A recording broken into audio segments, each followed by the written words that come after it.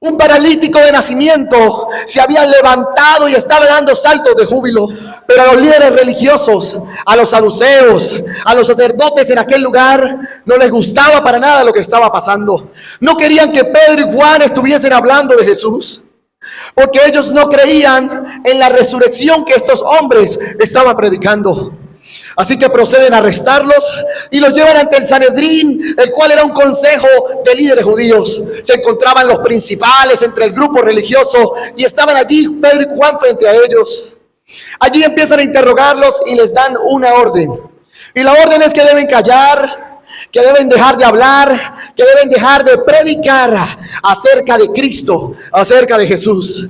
Pero Pedro y Juan nos muestra la palabra que no se acobardan, sino que con valentía y con firmeza, una firmeza bastante impresionante, les dicen lo que leímos en el verso 20. Porque no podemos dejar de decir lo que hemos visto y oído. Aleluya. ¿Cuántos dicen gloria a Dios? ¿Qué tienen Pedro y Juan ante el Sanedrín? Sino una declaración profunda que ellos sienten, una convicción que sale de lo más profundo de su ser, algo que está basado en su experiencia personal, la experiencia que ellos tuvieron directamente con Cristo. Ellos fueron testigos de los milagros que Cristo había hecho, fueron testigos de su muerte, pero sobre todo fueron testigos de esa resurrección hermosa. Ellos experimentaron el poder transformador del Espíritu Santo, porque en el capítulo anterior, en el 1 y 2, podemos leer que ellos fueron llenos del Espíritu Santo. Esa es esa promesa que encontramos en Hechos 1:8. Mas recibiréis poder cuando haya venido sobre vosotros el Espíritu Santo. Aleluya. Yo creo que alguien tiene que alegrarse en esta hora. Si no era una realidad viva, una realidad poderosa. Tuvieron una experiencia directa con el Maestro. Sintieron la obligación de compartir todo lo que ellos habían vivido directamente con Jesús. Sintieron esa obligación de llevar a las otras almas la experiencia que ellos habían tenido con Cristo. Pero sobre todo tenían una prioridad, y era obedecer a Dios antes que obedecer a los hombres, que los impulsaba a compartir su testimonio, no importando que enfrentaran algún tipo de persecución, antes que esto comprometiera su fe. Vemos que Pedro era un simple pescador, pero él fue testigo de cómo Cristo calmó la tormenta furiosa, de cómo sanó a los enfermos frente a sus ojos, de cómo incluso estaba resucitando muertos.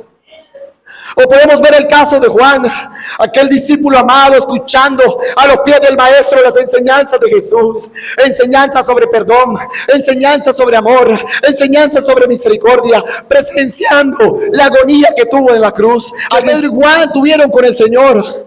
No únicamente llenaron sus mentes de información, sino que comenzó una transformación en sus corazones. Pedro y Juan vieron cómo el poder de Dios estaba manifestándose, estaba accionándose, estaba ejecutándose. Experimentaron el amor incondicional del Señor, fueron testigos de la victoria de Cristo allá en la cruz sobre la muerte. Por lo tanto, encendió en ellos una pasión inquebrantable, una convicción profunda que no podía ser silenciada.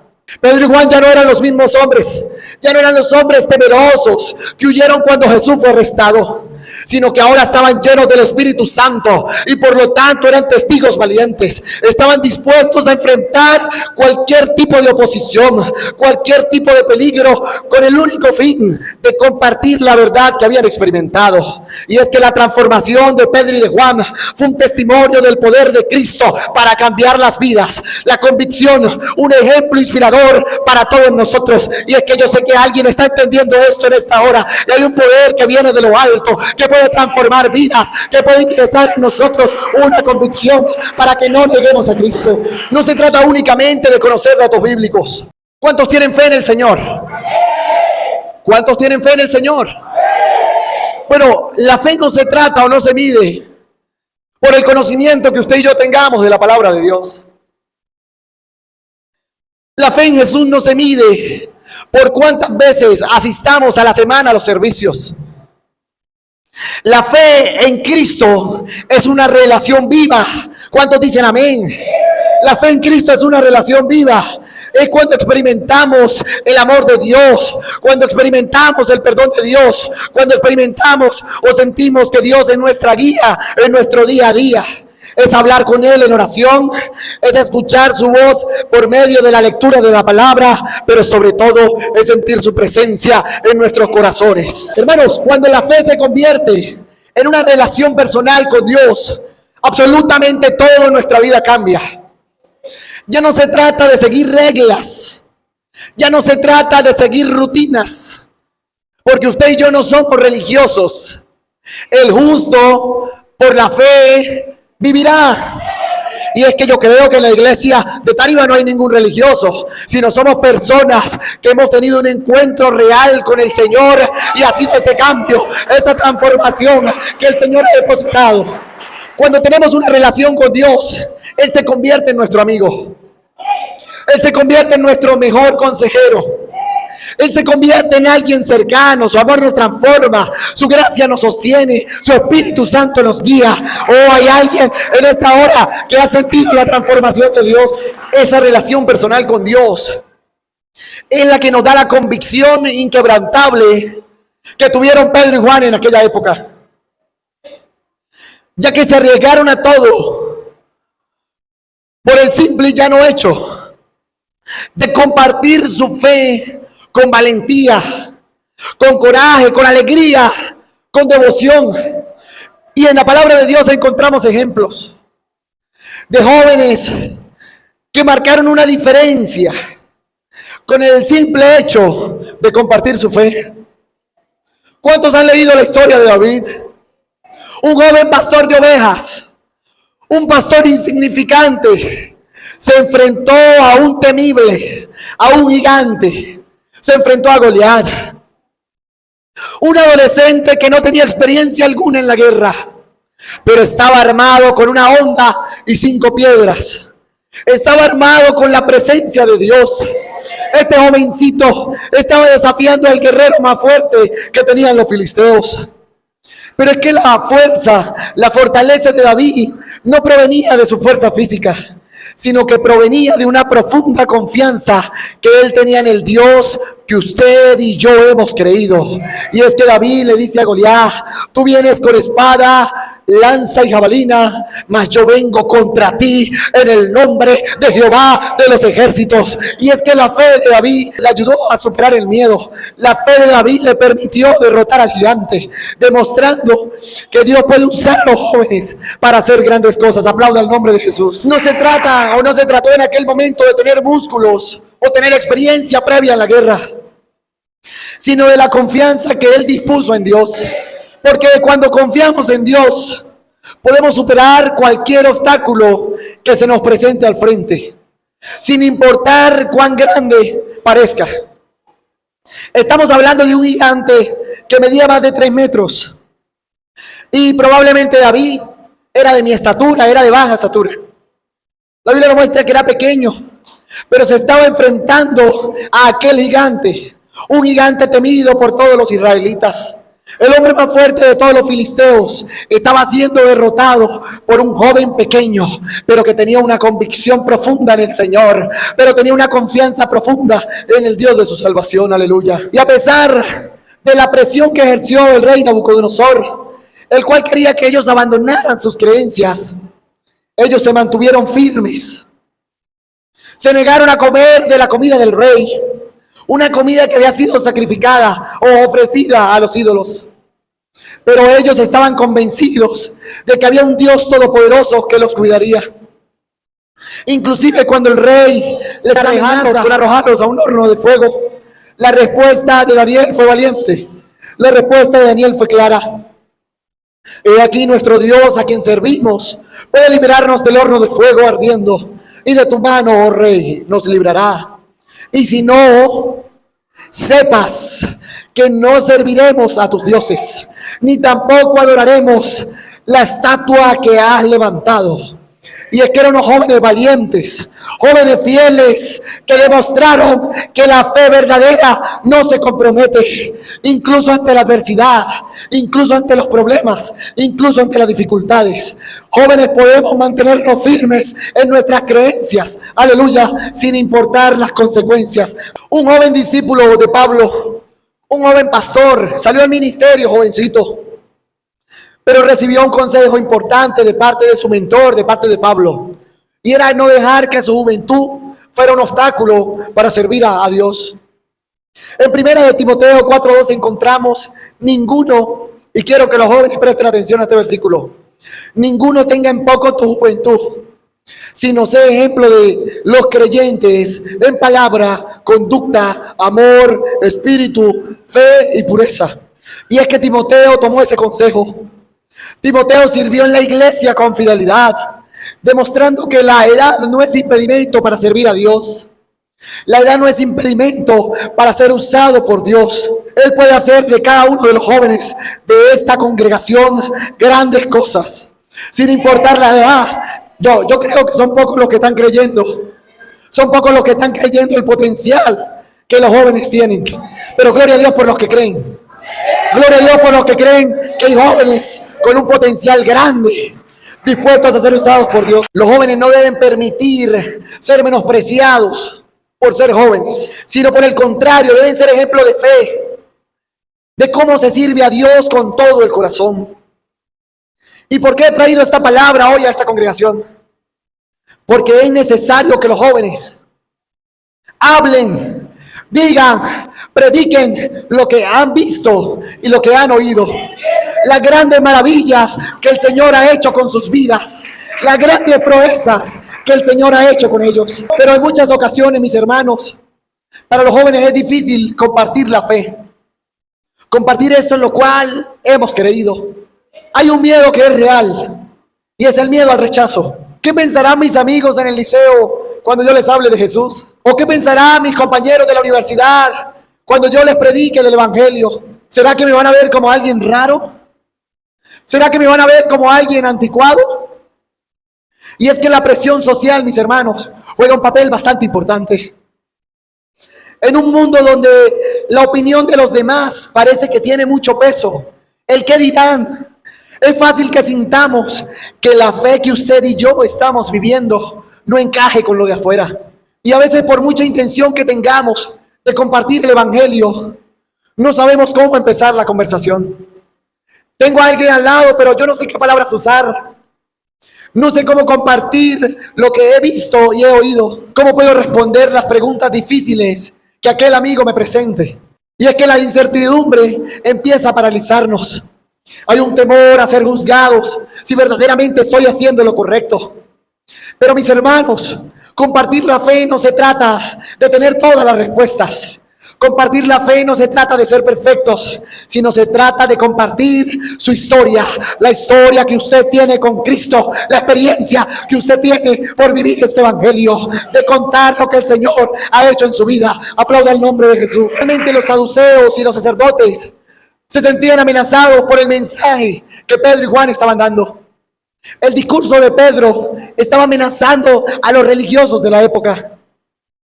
Y es que Jesús, el cual estaban predicando, del cual estaban hablando, representaba un desvío de las tradiciones que los religiosos de la época habían presentado a la gente. Estaba desafiando las creencias de ellos, estaba desafiando la autoridad de ellos. Por lo tanto, necesitaban silenciar a Pedro y a Juan. Pero no simplemente porque había un desacuerdo teológico, sino también porque había una lucha para mantener el poder, el control, el orden social. Y hoy en día, aunque las circunstancias sean diferentes, los desafíos para usted, querido joven, y para mí, para compartir nuestra fe, aún persisten. Aún es difícil en cierto aspecto compartir el evangelio. Y es que a veces nos encontramos con personas que rechazan el mensaje. ¿Cuántos se han encontrado con alguien que rechaza el evangelio? A veces nos encontramos con personas que rechazan el evangelio. Quizás algunos se sienten amenazados con la palabra que usted les está llevando o con el estilo de vida que ellos llevan. Sé que alguien ha invitado a esta congregación a una amiga. Sé que al menos un caso pasa aquí. Y le dice, no, porque me tengo que quitar los pantalones. Tengo que empezar a ponerme falda. ¿Es cierto o no es cierto? Porque se sienten invadidos en sus creencias. Y usted y yo a veces hemos tenido miedo de presentar el evangelio por un rechazo a ser criticados, a que nos llamen fanáticos, a que nos llamen religiosos. Sin embargo, usted y yo tenemos un compromiso y un llamado, como lo dice la Gran Comisión, que es ir por todo el mundo y predicar el evangelio a toda criatura. Tenemos que predicar lo que hemos visto y hemos oído. Hermanos, muchos religiosos intentan llevar el evangelio como una carga a otros. Muchos intentan llevar el evangelio como una condenación para otros. Pero el Señor ha venido para traernos vida y vida en abundancia. Esta palabra es poderosa porque no está condenando, sino está salvando. A usted le ha salvado, a mí me ha salvado. Hay alguien que crea esto, una palabra poderosa que salva. No, mis hermanos, tenemos que llevar el evangelio como una palabra de vida, como una palabra de esperanza a las almas necesitadas allá afuera. Que por medio del testimonio reconozcan que hay un Dios maravilloso, creador de los cielos y la tierra, que puede salvarles a ellos también, que puede restaurar vidas, que puede transformar hogares, que puede transformar familias. Aleluya. Cristo nos enseñó a amar a todos, amar a nuestros semejantes, incluso a aquellos que piensan diferente ante nosotros. Pero a veces es difícil llevarle el evangelio o compartir la palabra con un trinitario. A veces es difícil compartirla con un católico, con un testigo de Jehová, con un adventista, con un mormón. Porque usted y yo a veces nos cerramos a nuestro conocimiento sin siquiera escuchar lo que la otra persona tiene para decir. Pero sabemos que usted y yo, que estamos cimentados en la roca, que tenemos la confianza en Jesús, sabemos que llevando la palabra de vida podemos transformar a alguien afuera y no hay algo que nos pueda mover de nuestros cimientos. Sabemos en quién hemos creído, sabemos en quién confiamos, sabemos que seguimos la doctrina que Cristo ha dejado. Por lo tanto, continuemos llevando la palabra de Dios, el evangelio poderoso, pero con amor fraternal. No señalando al otro. ¿Saben por qué, mis hermanos? Porque usted y yo gozamos de algo poderoso. Y es que usted y yo hemos recibido por la bendita gracia de Dios una revelación poderosa. Y un velo que teníamos ha sido arrancado de frente nuestro. Por lo tanto, no podemos ser egoístas. Y aunque las personas afuera aún mantengan ese velo, usted y yo no podemos ser egoístas de predicarles lo que hemos visto y hemos oído. Pero sé que es difícil para los jóvenes llevar el evangelio, no callar, decir lo que han visto y han oído. Pero sé que en esta congregación hay jóvenes que están apenas caminando, apenas gateando en el evangelio. Pero hay otros que ya tienen una experiencia, han tenido una experiencia previa con Cristo.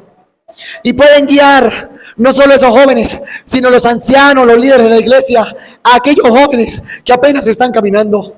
Pueden guiarlos por ese camino que conduce a la salvación, que conduce al evangelismo, que conduce a anunciar las buenas nuevas de Cristo, para las cuales nosotros hemos sido llamados. Sé que los jóvenes en esta congregación están creciendo espiritualmente y Dios va a mostrar a los jóvenes los dones y talentos que cada uno de ellos tienen para ser usados para su gloria. Pero el testimonio de Pedro y Juan fue el que encendió como una chispa para que almas en aquel lugar creyeran al Señor. La palabra nos muestra que después de este discurso 5,000 personas fueron añadidas. Por lo tanto, el testimonio de ellos hizo que otras almas se convirtieran. Y es por eso que en esta hora invito a los jóvenes de esta poderosa congregación a no quedarnos callados. No podemos quedarnos callados. No podemos quedarnos callados. Tenemos que anunciar lo que hemos visto. Tenemos que anunciar lo que hemos oído. Y con nuestro testimonio impactar vidas allá afuera. Aplaude el nombre del Señor. Quiero decirle a un joven aquí en esta hora, ya finalizando, ya que la voz no me está ayudando. Querido joven, tu testimonio puede transformar la vida de alguien allá afuera. Solamente con la manera de conducirnos allá afuera podemos cambiar la visión de alguien o la vista que alguien tenga referente al evangelio del Señor. Una simple palabra de aliento, un simple gesto, un acto bondadoso puede ayudar a abrir puertas y corazones. Podemos tener los mejores evangelistas en esta congregación. Podemos tener los mejores predicadores. Pero si no hay jóvenes que den buen testimonio, en vano hacemos lo que hacemos en los rediles. Así que hay alguien allá afuera que necesita una palabra de aliento. Hay alguien allá afuera que necesita un mensaje de esperanza. Hay alguien allá afuera a quien tú le puedes mostrar el amor de Cristo. Y tu testimonio puede ser esa chispa, así como la tuvo Pedro y Juan, para encender una fe poderosa en otras personas. Por lo tanto, les insto y les invito a no quedarse callados. No nos quedemos callados. Anunciemos que hay un Cristo que salva, que hay un Cristo que liberta, que hay un Cristo que perdona, que hay un Cristo que restaura. Tenemos que ser grandes predicadores. No tenemos que ser grandes teólogos, sino solamente necesitamos compartir nuestra fe, compartir lo que hemos vivido con Cristo, ser auténticos, invitar a otros por medio de nuestro testimonio a que también conozcan de Cristo, a que también conozcan de ese Dios maravilloso que a usted y a mí nos ha transformado. Aleluya, gloria a Dios. Dios en esta hora no está buscando personas perfectas, mis hermanos. Sé que yo estoy aquí no por mis obras, ni porque yo sea el mejor, sino porque hay un Dios maravilloso que ha hallado gracia en mí, ha puesto gracia en mí, como puede poner gracia en usted. Y como dice Efesios 2:8-9, por gracia sois salvos por medio de la fe. Dice, y no por obras, para que nadie se gloríe. Porque al final de cuentas las obras es un testimonio del encuentro que ya tenemos con el Señor. Las obras que usted hace, las obras que yo hago, no nos van a salvar. Nos salva la fe que usted y yo tenemos en Cristo. Y es esa fe la que nos impulsa a ejecutar las obras que usted y yo estamos haciendo. Y es que el Señor no está buscando personas perfectas.